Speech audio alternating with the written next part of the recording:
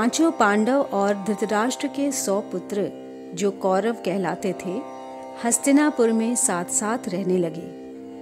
खेलकूद, हंसी मजाक सब में वे साथ ही रहते।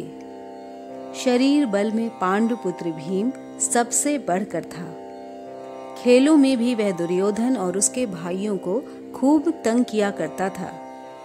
यद्यपि भीम मन में किसी से बैर नहीं रखता था और बचपन के जोश के कारण ही ऐसा करता था, फिर भी दुर्योधन और उसके भाइयों के मन में भीम के प्रति द्वेष भाव बढ़ने लगा। इधर सभी बालक उचित समय आने पर कृपाचार्य से अस्त्र विद्या के साथ साथ अन्य विद्याएं भी सीखने लगे। विद्या सीखने में भी पांडव कौरवों से आगे ही रहते थे। इससे कौरव और खींचने लगे। दुर्योधन पांडवों को हर प्रकार से नीचा दिखाने का प्रयत्न करता रहता था। भीम से तो उसकी जरा भी नहीं पटती थी। एक बार सब कौरवों ने आपस में सलाह करके यह निश्चय किया कि भीम को गंगा में डुबोकर मार डाला जाए और उसके मरने पर युधिष्ठिर, अर्जुन आदि को कैद करके बंदी बना लिया जाए। दुर्योधन ने सोचा कि ऐसा करने से सारे राज्य पर उनका अधिकार हो जाएगा। एक दिन दुर्योधन ने धूमधाम से जल क्रीड़ा का प्रबंध किया और पांचों पांडवों को उसके लिए न्योता दिया। बड़ी देर तक खेलने और तैरने के बाद सबने भोजन किया और अपने अपने डेरों में जाकर सो गए। दुर्योधन ने छल से भीम के भोजन में विष मिला दिया था।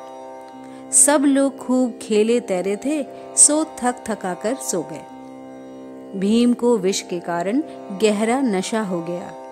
वह डेरे पर भी न पहुंच पाया और नशे में चूर होकर गंगा किनारे रेत में ही गिर गया। उसी हालत में दुर्योधन ने लताओं से उसके हाथ पैर बांधकर उसे गंगा में बहा दिया।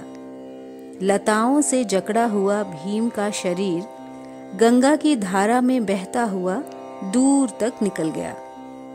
इधर दुर्योधन मन ही मन यह सोचकर प्रसन्न हो रहा था कि भीम का तो काम ही तमाम हो गया होगा। जब युधिष्ठिर आदि जागे और भीम को न पाया तो चारों भाइयों ने मिलकर सारा जंगल और गंगा का वो किनारा जहां जल क्रीड़ा की थी छान डाला, पर भीम का कहीं पता न चला। अंत में निराश होकर दुखी हृदय से वे अपने महल को लौट आए। इतने में ही क्या देखते हैं कि भीम झूमता झामता चला आ रहा है। पांडवों और कुंती के आनंद का ठिकाना न रहा। युधिष्ठिर, कुंती आदि ने भीम को गले से लगा लिया, पर यह सब हाल देखकर कुंती को बड़ी चिंता हुई। उसने विदुर को बुला भेजा और बोली, दुष्ट दुर्योधन जरूर कोई ना कोई चाल चल रहा है।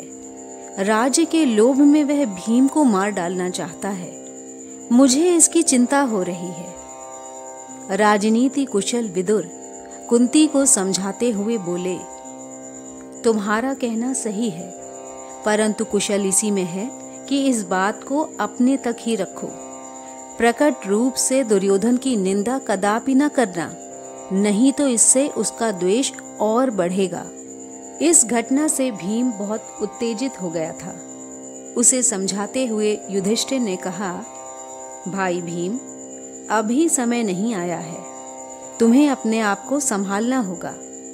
इस समय तो हम पांचों भाइयों को यही करना है कि किसी प्रकार एक दूसरे की रक्षा करते हुए बचे रहें। भीम के वापस आ जाने पर दुर्योधन को बड़ा आश्चर्य हुआ। उसका हृदय और जलने लगा।